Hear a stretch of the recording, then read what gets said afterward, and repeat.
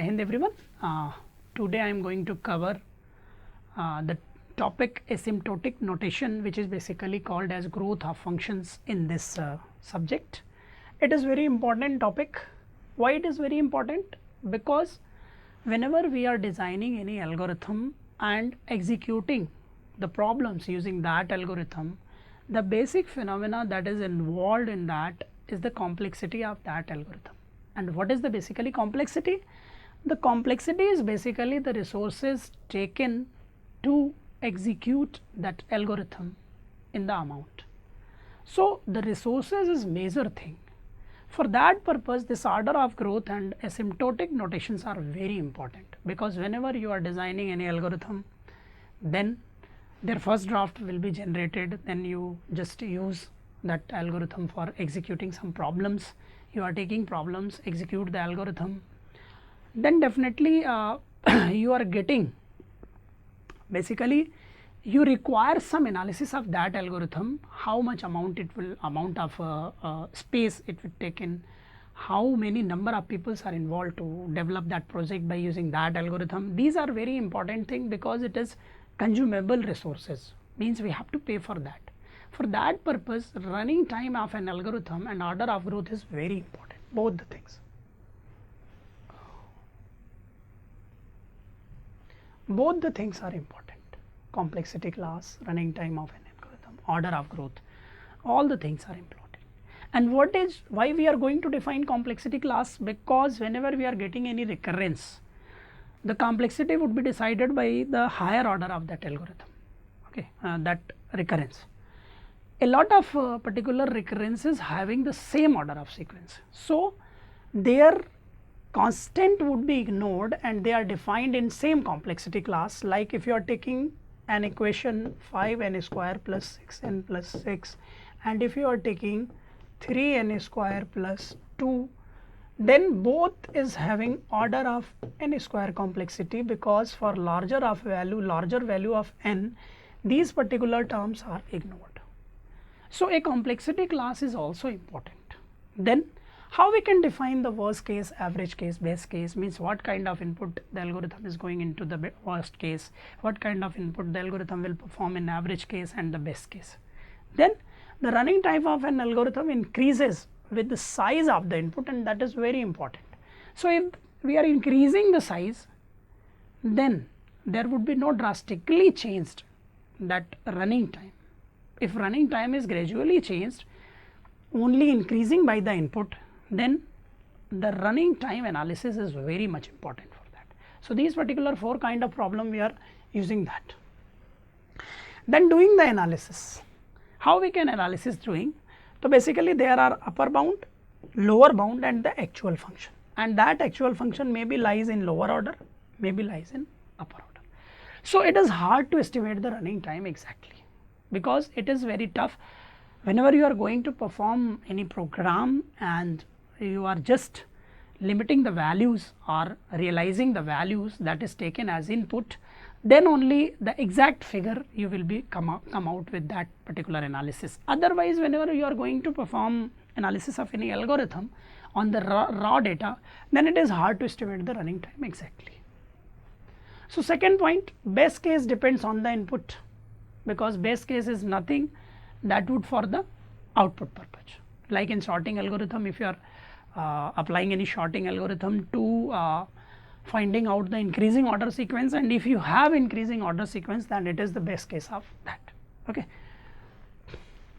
Average case is difficult to compute. It is very tough, because all the particular case comes into the average case clause. So, we usually focus on worst case analysis. Why worst case analysis is used?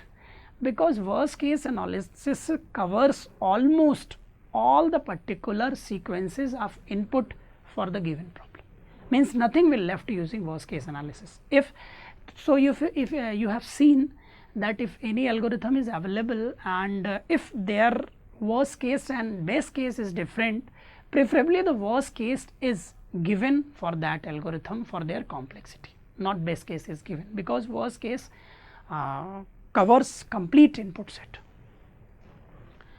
Now, why we focus on worst case? Because it is easier to compute. You have to take worst input and you will get the worst case output, then usually close to the actual running time, because for that input it is actual running time and no running time would be exceeded over the worst case analysis.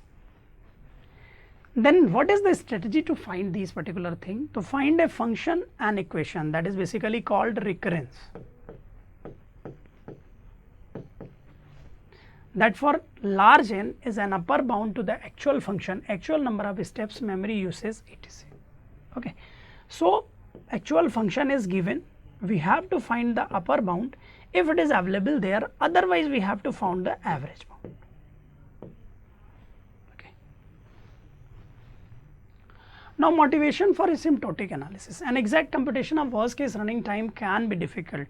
For example, this is the particular sequence is given 4n square minus 3n log n plus 17.5n minus, this is the equation given.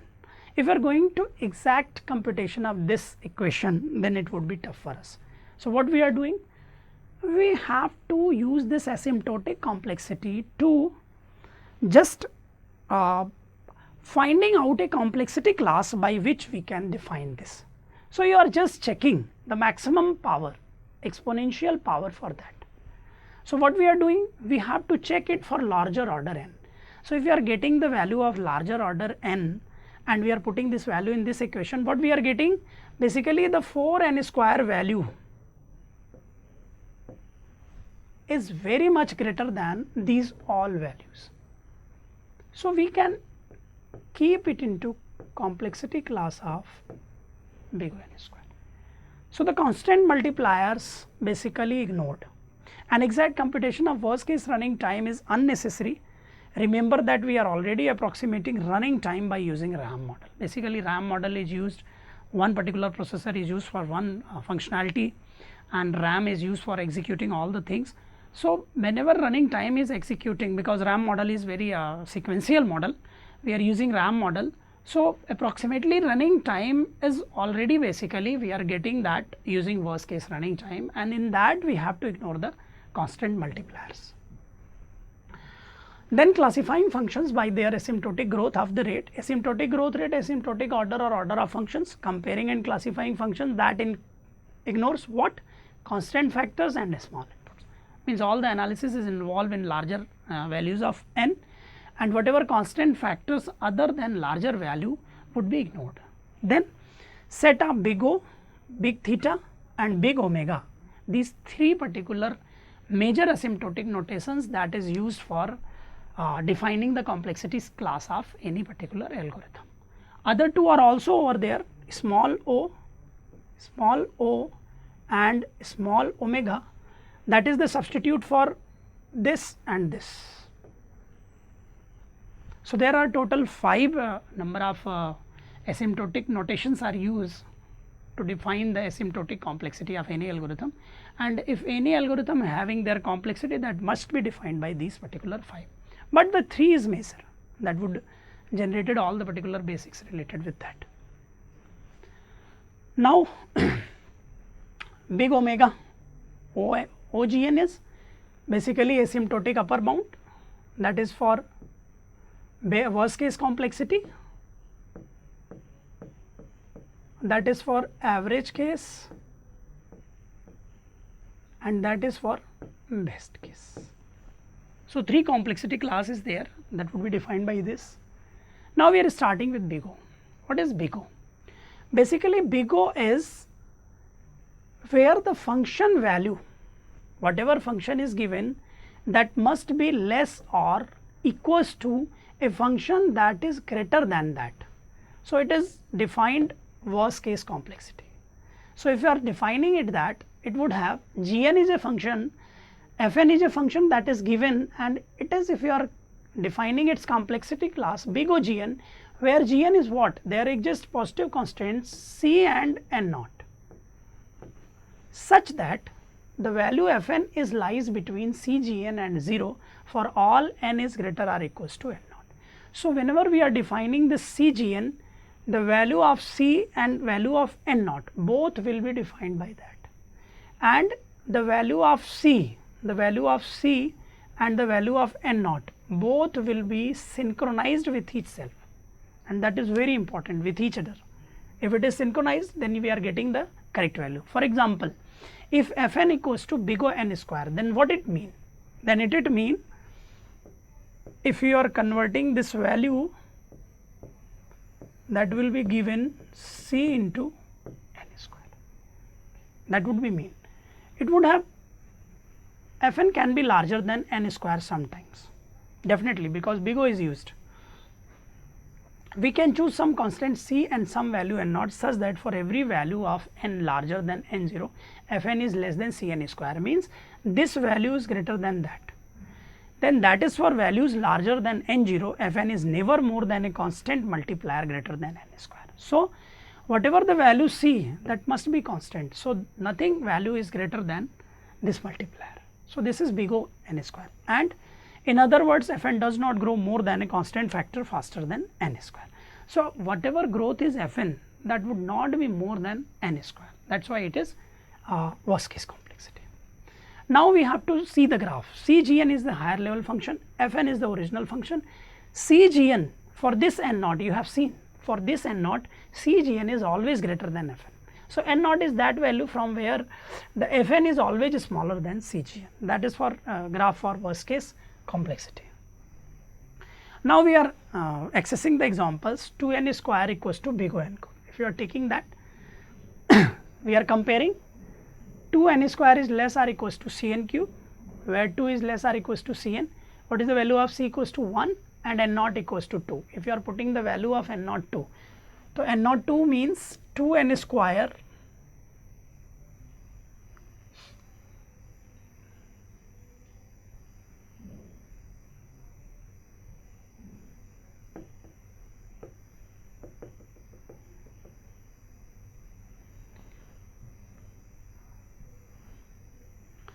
if you are just comparing 2 n square is less or equals to C into n cube, for which value 2 n square is less or equals to C n cube. So, if you are putting n equals to 1 and 2 into 1, it would be 2.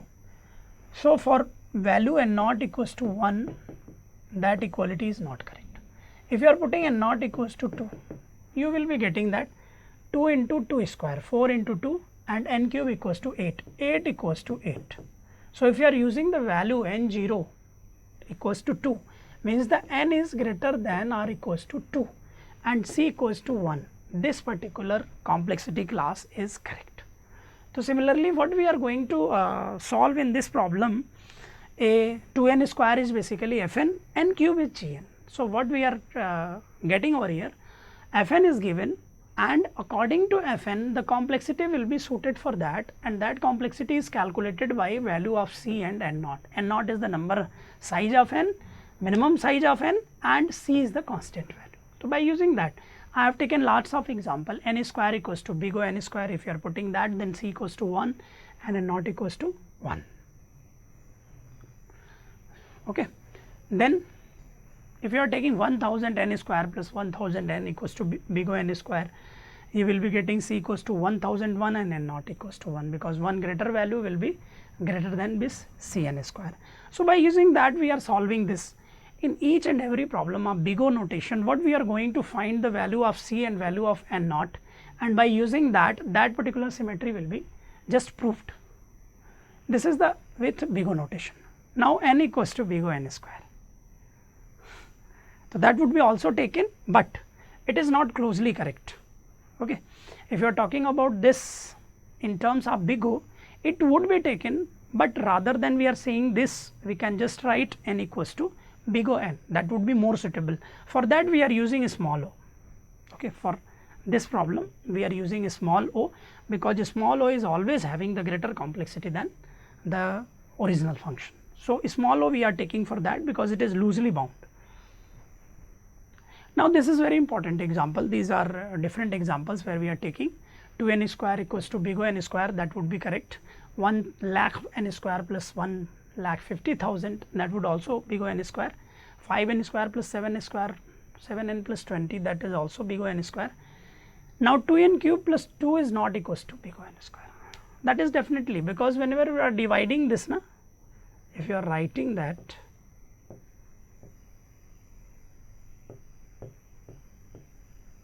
if you are dividing by n,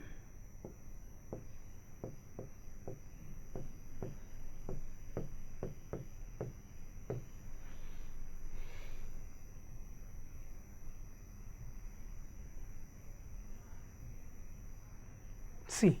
So, if you are seeing the value of c, that would depend upon n, that is depend upon n.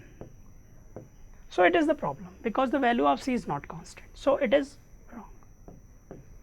Similarly, if you are proving out this n to the power 2.1 because it is having larger than this, then this is also not. Okay. So, these kind of problems we can understand the big O notation. Now, we are talking about then again one example. I have taken more examples because it is very important in class to discuss.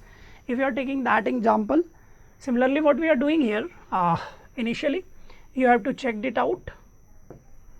20n square plus 2n plus 5 is less or equals to cn square. You have to divide it by n square. 20 plus 2 upon n plus 5 upon n square is less or equals to c. So, we have to put c equals to 21 simply, and c equals to 21 when we are putting, definitely the value is more, c equals to 1, c equals to c, the value of c we will be putting over there, c equals to, if you are putting 21 and not equals to, basically. So, for the value of n naught we have to checking the symmetry of that. The calculation is involved, that would be equals to 4. So, if you are taking the value of n naught 4 and c equals to 21, we are getting that 20n square plus 2n plus 5 equals to big O n square. So, this is all for the big O notation. It is a tight bound. We generally want the tightest bound we can find. While it is true that n square plus 7n is in big O n cube, it is more interesting to say that it is in big O n square. Definitely, if you are taking having this, so this is very near than this big O n square. If you are taking this, if you are increasing the value, there would be a larger difference between this order. That is why we cannot take, and for this purpose I have said that small o is used. Now, big omega notation, it is basically best case complexity of the algorithm, and it is not very much useful for that, but although it is required for the complexity classes where we can say that this is useful for defining that the best case where the solution is available already and we do not need to do any execution for that.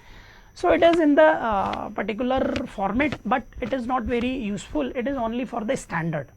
So, a lower bound means minimum bound. So, that would be defined, but obvious the Fn would be always greater than this, whatever the minimum value of the particular execution of the problem in terms of recurrences, in terms of asymptotic complexity, that would be minimum. Minimum means whatever function is given, that would be more than that. So, if you are talking about this n square is omega n, that is totally true because n is always less than this n square. Okay. If you are visualizing this, every time you are getting that lower bound is lower than this Fn, and that is the value where n naught, from this n naught that value is more greater and that value is lesser. So, every time it is in this part. So, do not need to discuss many numericals. If you are taking any numerical like Fn equals to 2n square plus 3n plus 2. So, if you are comparing it, Cgn is less or equals to 2n square plus 3n plus 2, means that must be greater than that. Which value you have taken? You can take, because it is additive term, you can take c equals to 2, c equals to 2 and n naught equals to 1. You are getting that because this value is always having plus, because it is having plus. So, it is additive value. So, this is less than, you can say that 2n square is less or than Fn. So, omega n square is the complexity. So, almost the complexity class is same. You can write over here omega n also, but it is same. Now we are talking about theta notation. It is very important because it covers the lower bound as well as upper bound, and the particular function is sandwiched in between these two, and might be it move from this place to this place, from this place to this place, means anywhere side the function is moved. That is why it is called theta and it is called average bound. So theta provides a tight bound where there exists two constant over there, first for lower bound, second for upper bound, and in between sandwich the function fn. So n naught is basically taken for upper bound because upper bound is having higher larger values. So whenever n naught is considered, that is taken for the upper bound. In other words, fn equals to theta gn, it is only possible when fn equals to big O gn and fn equals to omega gn, means if it covers these two possibilities, then only it is basically called the theta gn. The numericals of this particular problem is very important. Right now you have to see the visualization of this. C2gn is one particular set, C1gn is lower order, in between the fn function is there, and you have seen the n naught value here over here. So whatever upper bound is there, that was very important for that. Okay, when upper bound is goes on from this fn, that is very important. So whenever we are going to select this n naught, then it is taken. Now some examples I have taken. N equals to big O n square is not equals to theta n square. Okay, why?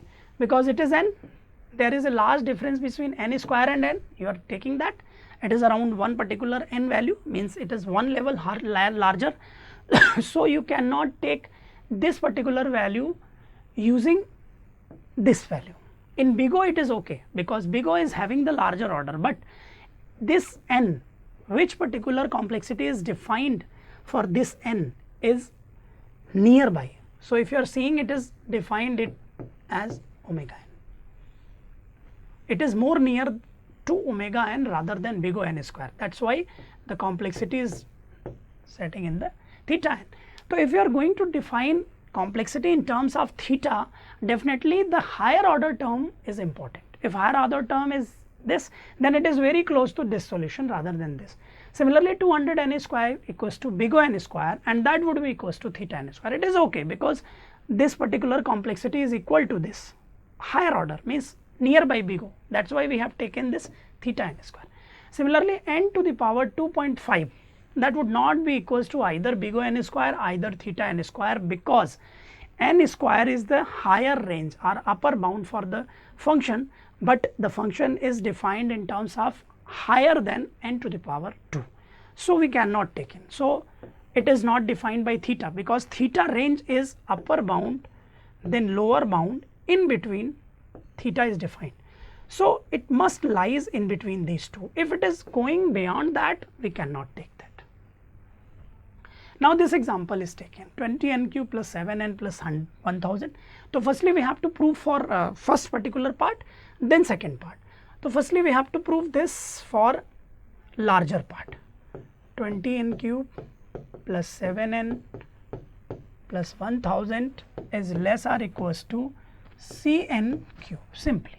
Okay, the value of C equals to 21 and the value of n, that must be calculated, and this value equals to 10.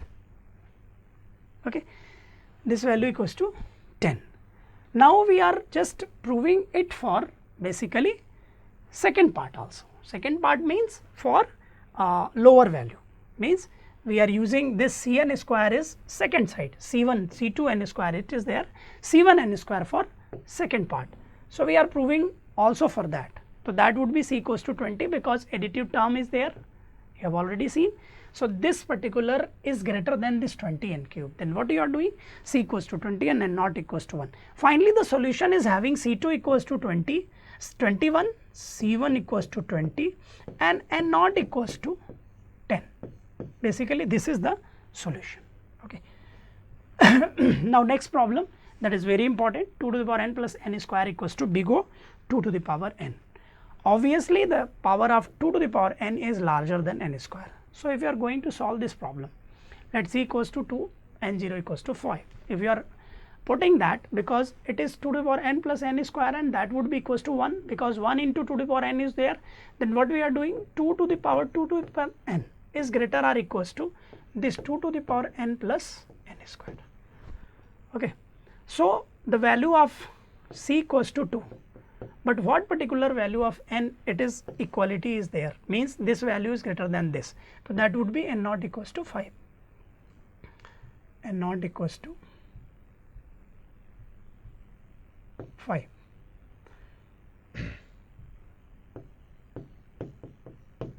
Okay. So, by using that we can solve, and the stepwise procedure is given over here because it is one larger than, then you can for all n greater or equals to 5. Well, if you are using the input set greater than 5 or equals to 5, you will be getting this particular symmetry. Okay. Now, a lot of problems I have just taking here. Then small o notation, that is what only I have said that it is always greater than Fn. So, in that case n equals to small o n square, that is correct. But if you are talking about n equals to big O n square and really you are going to solve this problem, then it is not true at some time by definition of big O. You can just take that because it is almost larger than that, but it is not true. Here you can say that n equals to big O n, but in case of small o n square, you have seen here Fn is less than Cgn, always Cgn means the larger upper bound would be less than Fn. Okay. So, if you are seeing the value proven by that, because Gn is always larger than Fn, that is why if you are just apply limit n tends to infinite, you will be getting the 0 value, and that is the base for checking small o Gn. We are just putting this notation used for representing the upper bound. Similarly, next omega Gn, and that would be given by, because Fn is always greater than Cgn, there is no equality. That is why if you are taking this ratio Fn upon Gn, that would be equals to infinite. Okay. And these two is proof only Fn is belongs to omega Gn if and only if Gn belongs to small o Fn, and similar is proof. Okay. So, that two another notations that are used. Right now we have number of examples and we have already discussed that examples. So, but I just tell you n square upon 2 minus n by 2. So, the complexity in terms of theta, that would be n square, because n square upon 2 is larger than, if you are putting the value in that equation, after some time n square will be more than n by 2. Similarly, 6 n cube plus log n plus 1, that would be nearly equals to, because log upon n plus 1. So, this ratio is log n upon n plus 1. If you are putting the value of n, it would always greater than this log n. That is why the complexity is 6 n cube. N versus n square, but obvious if we are comparing, if you are using omega theta notation, definitely theta n is there. If you are using big O notation, we can take n square also. So, for omega notation, n cube versus n square. So, 2n square versus n cube. So, these are different examples that is used for that. I have taken a lot of examples, that would be their description also is given. So, n cube equals to omega, if you are comparing these two functions, that all is given. Now, these are other examples of that. A lot of Fn equals to log n square, Gn equals to log n plus 5. If you are finding the relation between two particular given Fn and Gn, then you have to prove it that, but obvious log n square is running more than log n plus 5, Fn equals to theta Gn, because it has all two Fn Gn, definitely omega Gn, because that is nearby. Now, if you are taking that, then equality is there, these all three is defined. Similarly, lot of examples I have taken.